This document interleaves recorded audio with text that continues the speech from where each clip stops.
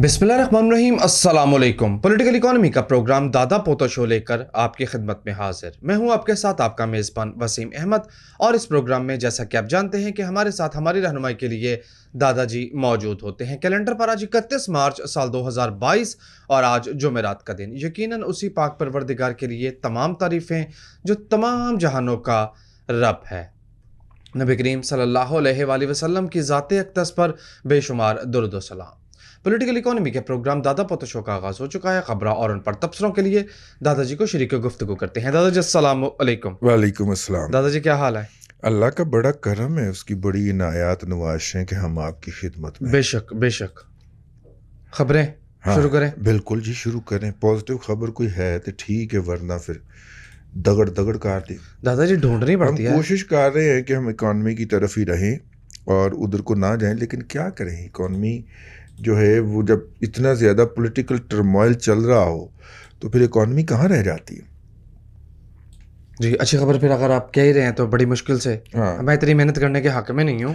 अच्छा सामीन कराम, एक बात मैं आपको बता दूं, मैंने आपसे ये कहा था कि अगर आप लॉन्ग टर्म में इन्वेस्टमेंट स्टेक अपने रखना चाह रहे हैं तो लॉन्ग टर्म में आप ऑयल के शेयर्स के अंदर जैसे OGDCL हो गया, POL हो गया, PPL हो गया, अगले 10 साल में ना करें, क्योंकि अगले 10 साल के अंदर ऑयल और गैस की वो वाली कदर, गैस की तो खैर रहेगी, ऑयल की वो वाली कदर नहीं रह जानी। लेकिन आज मैं अपनी इस राय से रजू कर रहा हूँ। पूछो क्यों? क्यों? रिकोडेक के अंदर जो हुकूमत पाकिस्तान का शेयर होना है वफाकी हुकूमत का 25%, वो हुकूमत ने इन्हीं अदारों के ज़रिए होल्ड करना है। OGDC और PPL। और रिकोडेक जो कान है उसकी उम्र 59 ईयर है। कितनी? 59। यानी जब ये चलना शुरू होगी, और अभी इसको चलने के लिए भी 3 से 4 साल चाहिए, 4 से 5 साल चाहिए, यानी कि अगले 64 ईयर्स के लिए ये जो होगा रिकोडेक, जो हुकूमत पाकिस्तान को प्रॉफिट मिलना है वो OGDCL और POL या PPL के ज़रिए मिलना है। रेलेवेंसी रहेगी। तो लिहाजा इन शेयर्स की रेलेवेंसी रहेगी, आप इसको लॉन्ग टर्म फ्यूचर के लिए होल्ड कर सकते हैं। जब हम कोई बात कहते हैं और उस बात के अंदर जौहरी तब्दीली आती है तो फिर हमारा फ़र्ज़ बनता है कि हम आपको करें, प्रोवाइडेड कि आप रेगुलर लिसनर हों और आप प्रोग्राम रेगुलरली सुनते हों। ये ना कहें कि 6 महीने पहले आपने ये कहा था और और आप ये कह रहे हैं, क्योंकि 6 महीने पहले जब हमने कहा था तो उस वक्त की सूरत हाल के मुताबिक कहा था। उस वक्त ये रिकोडेक वाला एग्रीमेंट नहीं हुआ था। मैं इस एग्रीमेंट के खिलाफ हूँ वैसे, बाय द वे, और मैं ये भी चाहता हूँ कि इसको रिवर्स किया जाए।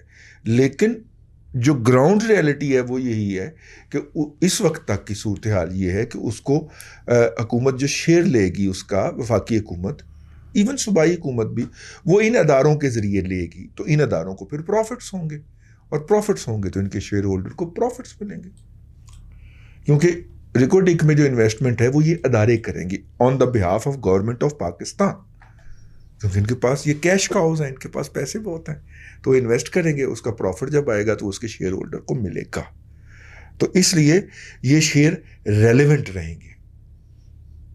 जी अच्छा किया, बिल्कुल सही है। और इसी सिलसिले में OGDCL ने अपना बिजनेस एक्सपेंशन प्लान जो है, अब तो वो पुठिया छलांग मारेगा, टपूसियां मारेगा ना OGDCL। जी, ठीक है, लेकिन मार्केट में वो स्टिल अंडर प्रेशर है। अंडर प्रेशर है, क्योंकि मतलब कि उसने पैसे पहले लगाने हैं ना भाई, अगले 4 से 5 साल के लिए तो पैसा जाएगा ना, जब जी तक वो डेवलप नहीं हो जाती। और जो एक और मैं बात आपको बता दूं, जो इंटरनेशनल सीन है उसमें अगर रिकोडिक का तांबा इंटरनेशनल मार्केट को हिट कर गया तो तांबे की कीमतें मतलब कि बहुत नीचे आ जाएंगी। तो लिहाजा जो इंटरनेशनल लॉबी है इसकी मेटल की, वो भी ये चाहेगी कि 2030 तक रिकोडिक का तांबा मार्केट तक ना पहुंच पाए, तो इसको किसी ना किसी तरीके से डिले किया जाएगा। ये मैं अपना तजिया आपको पेश कर रहा हूं। जी ठीक हो गया। और जो ये 2029-30 के अंदर इसका तांबा जो है या इसका सोना इंटरनेशनल मार्केट में आए, तो इसलिए ये लॉन्ग टर्म चलेगा अब इंशाल्लाह। और अगर 2030 से शुरू होता है तो 2090 तक ये कान चलेगी। लम्बियां ही रोटियां, शेयर होल्डर की बात कर रहा हूं। ठीक है, लो जनाब, स्टेट बैंक ऑफ पाकिस्तान की तरफ से डॉक्टर आरफ अलवी साहब ने कहा है कि जनाब बैंकों को हदायत की है कि वो अपना डेटे की सिक्योरिटी को यकीनी बनाएं, ख़ास तौर पे जो उनके पास पैसे जमा कराए जाते हैं। ये बड़ी बात है। जो है टेलीकार्ड की खबर क्या थी? वो आईपीओ में जा रहा है, हैं? आईपीओ में। टेलीकार्ड ने कोई और बिजनेस कर लिया है? खबर तो ये कह रही है टू ऑफर सुपरनेट आईपीओ, कोई नई कंपनी। अच्छा, नहीं, ये हो सकता है कि ये टेलीकार्ड जो है ये टेलीकॉम में चला गया हो जी जी, और इसने वो जो है वो मतलब स्टॉर्म फाइबर जैसी कोई प्रोडक्ट लॉन्च कर दी हो। एग्जैक्टली ऐसा ही है। ठीक है, तो उसका कर रहे हूँ। 22.50 रुपये पे ऑफर करेगा। लेकिन बात सुनो, जी। सादा सी बात है हम्म, भाई, जिसने अपना अल्लाह भला करे केले की रेहड़ी लगाई है और उसमें बेईमानी की है, तो जब सेब की रेहड़ी लगाएगा तो उसमें भी बेईमानी करेगा। बिल्कुल करेगा। ठीक है ना? टेली कार्ड अपने जमाने का टीआरजी है, प्योर सट्टे का शेर। 3 रुपए से उठेगा, 137 मारेगा और 137 से गिरना शुरू होगा तो 80 से पहले ब्रेक नहीं लगाएगा। ये अपने जमाने का टीआरजी है। जी जी जी। डूबियस किस्म के मैनेजमेंट है इसकी, तो इसलिए प्लीज एहतियात करें। नहीं लोड़ेगी, नहीं जाने की लोड़। मैं तो भाई इसका हामी। सही कह रहे हैं। हाँ, ऑयल इंटरनेशनल मार्केट में स्लाइटली ईज हुआ है और 109-110 डॉलर पर बैरल पे ब्रेंट की ईज होने के बाद अभी परसों 119 पे चल रही थी इसकी हाँ, कीमत, थोड़ी इसमें ईज आई है। ये खबर देखें जरा, हाँ। हुकूमत इन्वेस्टिगेशन करेगी मेगा एनर्जी प्रोजेक्ट्स की। मेगा एनर्जी प्रोजेक्ट की हुकूमत तहकीकात करेगी कि उनके अंदर कितनी ऊपर नीचे हुई है। वैसे अब तो अपनी तहकीकात की बारी आ गई। नहीं, मैं कह रहा हूं कि यार ये याद करो, मेरा ख्याल है 21 अक्टूबर 2018 की बात है, ये सेम स्टेटमेंट थी वजीर आजम की। यार इतना वक्त गुजर गया, स्टेटमेंट तो बदल लो वो कम अज कम है। अभी बत्ती आई, अभी वो आई नहीं है गर्मी, तो बत्ती बंद है जी, बगैर एसी के प्रोग्राम कर रहे हैं। बगैर एसी के। ठीक, चलो जी आगे चले जी। यार। ये कम अज कम बयान ही बदल लो यार, काम ही नहीं कर दे तुसी। सर्कुलर डेट की खबर पेश करूं आपको। सर्कुलर डेट जो है मेजर सेक्टर्स का, वो स्वेल कर गया, बढ़ गया 4.5 ट्रिलियन रुपीस, 4500 अरब का हिस्सा उसने 40 महीनों में टच कर ये लिया। किसका है? पावर सेक्टर का? मेरा ख्याल है ये टोटल है एनर्जी सेक्टर का, एनर्जी सेक्टर का।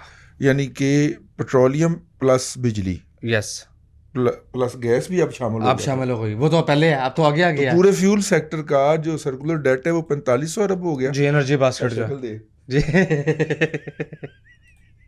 मेरी भी शक्ल इसी बन गया है।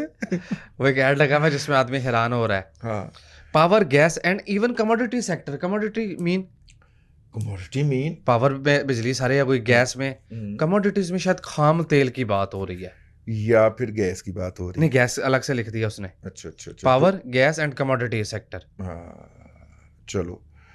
Now oil industry has also joined the circular debt club. Club नाम रख दिया, बड़ी क्लबिंग हो रही है जी। क्लब 5 साल पुराना तक की जो कंपनियां होंगी उन्हें स्टार्टअप समझा जाएगा। मैं सदके जाऊं तेरे अपना की ना है रजा बाकर, मैं तेरे सदके जाऊं फिगर बड़ा करने के लिए। जो 5 साल पुरानी कंपनियां भी होगी उनको भी स्टार्टअप समझा जाएगा। यार ये स्टार्टअप होते हैं यार, को खुदा का खौफ करो यार, कोई शर्म करो यार, कोई हया करो यार। ठीक है, स्टार्टअप तो वो होता है जो बच्चे शुरू कर रहे होते हैं, 6 महीने नहीं तो साल उम्र होती है उसकी। ठीक है, और ये 5 साल पुरानी कंपनियों को भी स्टार्टअप करार दे रहा है यार। Intellectual dishonesty at its peak. Yes, अब जो हुकूमत का जो जवाल का प्रोसेस है वो चूंकि तेज़ हो गया है, तो बाकी मामलात भी जो है वो तेज़ होते नज़र आ रहे हैं। आउटफ्लो की बात करें, प्रॉफिट का जो आउटफ्लो है वो बढ़ के 1.14 बिलियन डॉलर तक जा पहुंचा। यानी कंपनियों ने जो प्रॉफिट्स कमाए हैं पाकिस्तान से जी 1.14 बिलियन डॉलर्स वो वापस ले गए हैं, वो बाहर दे गए, निकाल लिया। सरमाया दैट क्लियरली मींस कि वो पाकिस्तान में री इन्वेस्ट नहीं कर रहे। अच्छा, पावर लोड शेडिंग जो है वो रमज़ान के अंदर जारी रहेगी। रह सकती है। मुश्ताक घुमर ने बताया है और उन्होंने कहा है कि पावर प्रॉपर सप्लाई करने के लिए जो हमने RLNG प्लांट चलाने थे, जो हमने कोयले वाले प्लांट चलाने थे, ताकि रमज़ान के अंदर सहर और अफ्तार के अंदर कम अज़ कम बिजली आती रहे, उनके लिए बर वक्त ईंधन के ऑर्डर्स नहीं प्लेस किए गए। तो अब रमज़ान में अहले पाकिस्तान में को बहुत सारे इलाकों के अंदर लोड शेडिंग भुगतना पड़ेगी। ठीक है जी अगली खबर पढ़ो। जी जी ज़रूर पढ़ें। हुकूमत की तरफ से टैक्स में कमी की रिलीफ की तो कमी के बायस जो घी मैन्युफैक्चरर अदारे हैं उन्होंने पाम ऑयल की कंसाइनमेंट को रिलीज़ करवाना बंद कर दिया गया, यानी रोक दी हैं कंसाइनमेंट कि एयरपोर्ट पे पड़ी हैं कि हुकूमत टैक्स के अंदर कमी कर दे तो उस कमी के तहत हम रिलीफ का मतलब फिर वो माल जो है वो छुड़वाएंगे। ये भी एक खबर छपी हुई है। ले अभी बच्चा मेरे पास से तो गई खबरें मोक जी, मैं खबरें जो है वो थ्रो करता हूँ। आप अगली खबरें दें हमें तो फिर उन खबरों की हम आई तई फिरें। अच्छा जी, आप कहते हैं ये बहुत पुरानी रिपोर्ट है, आज पता नहीं क्यों खलीक कैनी ने इसको दोबारा से छाप दिया है कि जो कॉस्टिंग है इंस्टीट्यूशनल प्रोसेस की और फ्रिक्शंस है वो जीडीपी का 40% है, यानी 40% हम वेस्ट कर देते हैं। यानी कि एक चीज़ जो है वो बनाने के लिए, मतलब देखिए मैं एक छोटा सा प्रोसेस जिससे मैं आगाह हूँ वो मैं आपकी खिदमत में बयान कर देता हूँ। धागा बनाना, धागा जो है उसका आगाज़ कहाँ से होता है? जिनिंग फैक्ट्री से होता है। जिनिंग फैक्ट्री से रुई चलती है। अगर उस रुई की जो बेल है उसको प्रॉपरली नहीं बांधा गया तो उसमें से थोड़ी बहुत नीचे गिरती जाएगी, थोड़ी ही किलो 2 किलो ही पावे ट्रक में रह जाएगी। ठीक है, अच्छा ऊपर उस रुई के ट्रक जब मूव कर रहा है ट्रॉलर, उसके ऊपर एक बंदा सोया हुआ है, उसको चीचावतनी के पास वो सोया था तो फूल नगर के पास आके उसकी आंख खुली है, उसने अपनी आंखें पूरी खोलने के लिए सिगरेट सुलगाया है और ऐसे करके सिगरेट बुझाया। वो जो रुई का हिस्सा जला है वो भी वेस्टेज में जाएगा ना भाई, बेल का। अब उसके बाद वो बेल लैंड की है चूनिया के अंदर आगे किसी भी स्पिनिंग बेल के अंदर चले, वहाँ पे लैंड कर गई। उसके अंदर अब उस मिल को सबसे पहले तो रुई को सफाई में डाला जाएगा। तो जो ट्रैश है वो पता चला एक बेल में से 2.5 किलो ट्रैश ही निकल गया। ये सारा कुछ वेस्टेज में जा रहा है ना। वो 2.5 किलो की कीमत एज ए रुई अदा की हुई है एंटरप्रेन्योर ने, लेकिन वो ट्रैश उसमें से निकल गया। पता चला बेल बांधते वक्त ਵਿੱਚ 4 किलो मिट्टी तोड़ दी थी उन्हें जिनिंग फैक्ट्री वाले ने। क्या करें, अब खरीद ली हुई है, वो मिट्टी भी साइड पे हो गई, ये वेस्टेज में चला गया। उसके बाद उस रुई को जाके सफाई की, फिर उस रुई को प्रोसेस किया, धोना भी शायद होगा उसके अंदर, लेकिन वॉश किया, ड्राई वॉश भी होता है ना। उसके बाद उस रुई को तकलों पे चढ़ा दिया, उसका प्रोसेस करके उसको तकलों पे चढ़ा दिया, तकलों ने उसका धागा बनाना शुरू कर दिया। ठीक है, अब चूंकि पुरानी टेक्नोलॉजी है और उसके अंदर वो तकले घूमते हुए भी रुई हवा में उड़ा रहे हैं, और इस रुई का जो बुरादा जब उड़ रहा होता है हवा में और वहाँ पे बच्चे काम कर रहे होते हैं, उनमें से 90% बच्चे सीने की बीमारियों का, टीबी वगैरह का शिकार हो जाते हैं। ठीक है, क्योंकि वारदातिया है ना, हमारा एंटरप्रेन्योर भी वारदातिया है। 1962 वाली मशीनरी उठा के ले आया हुआ स्क्रैप के मूल पे, और बैंक से असली मशीनरी की कीमत उसने करवा ली है। अब दुनिया के अंदर इस बुर का या इसका उड़ने का कोई सवाल ही पैदा नहीं होता। अब वो जो बुर उड़ी है उसमें भी तो उड़ी होगी ना, एक बेल में से कोई पता नहीं 0.5 किलो उड़ गई होवे, जो कि कमरे के अंदर उड़ रही है, सांसों के जरिए अंदर भी जा रही है। नई टेक्नोलॉजी ने इसको काबू पा लिया हुआ है। ठीक है, और माशाल्लाह हमारे डॉक्टर मुश्ताक मांगट साहब जो हैं, उनकी रिसर्च है ना इसके ऊपर। फिर डाइंग के प्रोसेस के अंदर भी कुछ रेशे इधर उधर हो गए, फिर ये हो गया, तो ये जो, और फिर जाके वो धागा बना और धागे को कोन के ऊपर लपेटा गया। इस पूरे प्रोसेस के अंदर वो कहते हैं 40% तक वेस्ट हो जाता है। आप कुछ ना करें, आप इस वेस्टेज को आधा कर ले नई टेक्नोलॉजी के जरिए, तो भाईजान जी आप यू एंड अप अर्निंग 5-6%। मतलब अगर अब अगर 25,000 बेल की एक मिल, 25,000 वो क्या होता है उसको, स्पिंडल की मिल जो है वो 15 करोड़ कमा रही है, तो आप सिर्फ ये वेस्टेजेस अगर कंट्रोल कर लें तो उसका प्रॉफिट बढ़ के 50 करोड़ हो जाएगा। Without doing anything. सिर्फ आपने क्या करना है, ह्यूमन रिसोर्स जो है वो उसको प्रॉपर ट्रेनिंग करनी है। ये जो 20-20 हज़ार 16-16 हज़ार के ऊपर बच्चे आपने अंदर धकेले होते हैं, वो 5-5 6-6 साल काम करने के बाद बीमारियां लगवा के अपने अपने गाँव को वापस चले जाते हैं। उसकी बजाय प्रॉपर मशीनरी लाइए, प्रॉपर सिस्टम लगाइए, वो भी बीमार ना हो, आपके भी प्रॉफिट्स जो हैं वो 3-3 4-4 गुना बढ़ जाएं, तो इसमें क्या हर्ज है।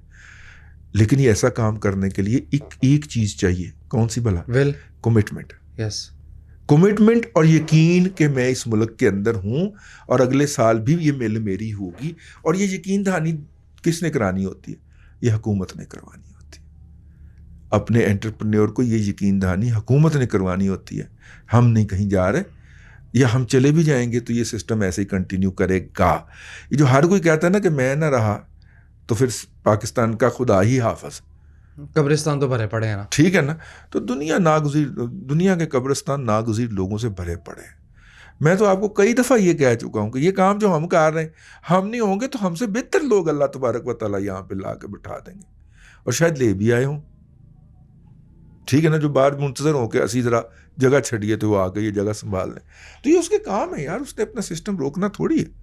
खैर, आपने इंडस्ट्रियल प्रोसेस की बात की, इस रिपोर्ट में ये भी लिखा हुआ है कि पब्लिक रिप्रेजेंटेटिव्स यानी हुकूमती लोग जिस तरह से अपनी पावर को एक्सरसाइज करते हैं, उससे माशरे में इनइक्वालिटीज़ और डिस्पैरिटी बहुत ज़्यादा बढ़ रही है, ज़ाहिर है, जिसकी वजह से पूरी प्रोडक्टिविटी सामने नहीं आ पा रही। ये इसका दूसरा पहलू है। ठीक है, डोमेस्टिक कॉमर्स की खबर गुज़िश्ता रोज़ आपने लो जी, एजाज सैयद साहब ने जो है वो खबर फोड़ दी है कि ये जो ख़त है, लेटर गेट जो है, लेटर गेट उन्होंने जंग ने करार दे दिया है। ये एक केबल है जो कि पाकिस्तान के सफ़ीर ने, जो कि अमेरिका में है, उन्होंने लिखी है। केबल आपको पता है ना, सफारतखार लिखते हैं। कल मैंने अपने व्लॉग में भी बताया था कि हर सफारतखाना जो है, अगर वो पाकिस्तान में है तो पाकिस्तान की सूरत हाल के बारे में अपने मुल्क को एक रिपोर्ट लिखता है। वीकली तो डेफिनेटली लिखी जाती है, लेकिन वीक में 2 भी जा सकती। अमेरिका में जो एक यूथिया सफ़ीर है, उसने पाकिस्तान को या पाकिस्तान की हुकूमत को जो वीकली ख़त लिखा है, उसमें वो ख़त जो है वो ये जेब में डाले फिर रहा है कि जनाब साजिश हो गई, आलमी साजिश हो गई, ठीक है। और ये तो आपको पता है ना कि ये जो ख़त आता है, इसकी 5 कापियाँ होती हैं। अच्छा जी। एक प्रेसिडेंट के पास जाती है, एक प्राइम मिनिस्टर के पास, ठीक है, एक चीफ ऑफ आर्मी स्टाफ के पास, एक चीफ ऑफ जनरल स्टाफ के पास, और एक DGISI के पास। अच्छा, ठीक है। अब ना सदर को उसमें साजिश नज़र आई, ना DGISI को नज़र आई, ना चीफ ऑफ आर्मी स्टाफ को नज़र आई, ना चीफ ऑफ जनरल स्टाफ को नज़र आई। इसको नज़र आ गई, एक कोई बंदा जो साजिश नज़र आ गई, और बाकी चारों उससे एग्री नहीं कर रहे वैसे, बाय द वे। खैर, दंदान साज को तो छोड़ें, उसकी क्या औकात है, लेकिन जो जिम्मेदार जिन्होंने थ्रेट असेसमेंट करनी है और थ्रेट को काउंटर करने के लिए स्ट्रेटजी बना के देनी है हुकूमत पाकिस्तान को, उन तीनों का ख्याल है कि ये कोई थ्रेट नहीं है। नहीं, खबर नहीं आप सही समझ आ पा रहे। हाँ, बाकी जो 4 लोग हैं इसके अलावा, इस खत से साबित होता है कि वो नशा नहीं करते। इसमें असल बात ये है। क्या बात है जी? है? अगर वो करते होते तो जरूर वो थ्रेट को असेस कर जाते। मैंने कहा लाइट कर लें बात को, क्या ख्याल है? बात को लाइट कर लें, लेकिन आप देखें कितनी खौफनाक सूरत हाल है यार। ये पंजगोर की खजूर जो है ना, जिसने भी मार्केट किया है उसने बहुत कमाल किया है। ये वो खजूर है पाकिस्तान की कीमती खजूर, जो पहले ईरान स्मगल होती थी और फिर ईरान में प्रोसेस होके ईरानी खजूर के नाम के ऊपर पाकिस्तान में महंगे दामों बिकती थी।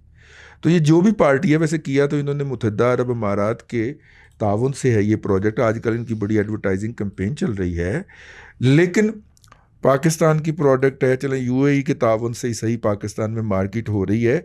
तो मुझे इस बात की खुशी है कि वो जो हमारे टमाटर और खजूरें, दोनों चीज़ें ईरान स्मगल होती थी और धरले से होती थी, बलूचिस्तान से, और फिर वहाँ से टमाटो का पेस्ट बन के आता था जो हमारी बेशतर टमाटो केचप की कंपनियां इस्तेमाल करती थीं, और हमारा ये खजूर और खजूर का पेस्ट बन के आता था जो यहाँ पे आके महंगे दामों बिकता था। तो अब तवक्को की जानी चाहिए कि ये मेयार भी बरकरार रखेंगे। मैंने इस्तेमाल नहीं की वैसे मैनू सखर तो किसी ने खजूर भिजवा दी। सुभान अल्लाह। ठीक है, वो भाया ना अपना नाम तो लिख देना सी पूरा ऊपर, पता चले किसी दिन बम्बई आ गया, पता चले किसी ने वो खजूर दे नाल, ठीक है, ਮਾਈ ਸਾਹਿਬਾਂ ਨੇ ਖਜੂਰਾਂ ਖਾਧੀਆਂ ਨੇ ਬੇਸ਼ੁਮਾਰ, ਔਰ ਉਸ ਤੋਂ ਬਾਅਦ ਮੇਰੇ ਨਾਲ ਦੱਬ ਕੇ ਲੜਾਈ ਕੀਤੀ। ਜ਼ਾहिर है ਮੈਂ ਕਿਹਾ ਤੈਨੂੰ ਖਜੂਰਾਂ ਕਿੰਨੇ ਖਵਾਈਆਂ। आयरन होता ना खजूर में। हाँ, तो फिर तो वो अन्य हाथों से आपसे निपटा गया। ब्लड प्रेशर वाले बंदे को खजूर के हवाले से एहतियात करनी चाहिए। अपनी बड़ी हुई है वैसे आपस नहीं करनी। लेकिन बहरहाल अच्छी बात है यार, पाकिस्तान की कोई प्रोडक्ट जो है जो कि इस तरह लूटी जा रही थी, और उसके ऊपर जो प्रॉफिट हमारे बलोच अल्लाह आपको भला करे किसान को मिलना चाहिए था, वो कोई हमारा हमसाया मुल्क लूटी जा रहा था।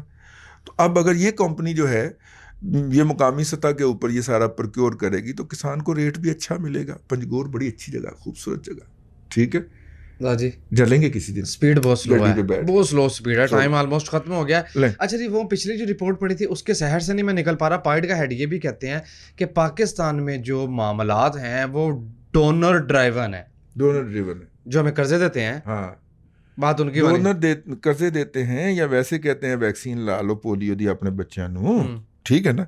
अब अमेरिका को एक बात समझ नहीं आ रही कि सबसे ज़्यादा डोनेशन जो कोविड-19 की हैं पाकिस्तान को जो मिली हैं, आपको पता है अमेरिकन जो हैं पहले चाइना फ्रंट पे था जी, लेकिन अमेरिकन चाइना को सरपास कर गए। अच्छा जी। आखिर में उन्होंने 4-4 करोड़ वैक्सीन की 2 कंसाइनमेंट ऊपर थले भिजवाई हैं, जिसके बाद वो हमें डोनेशन देने वाला बड़ा मुल्क है।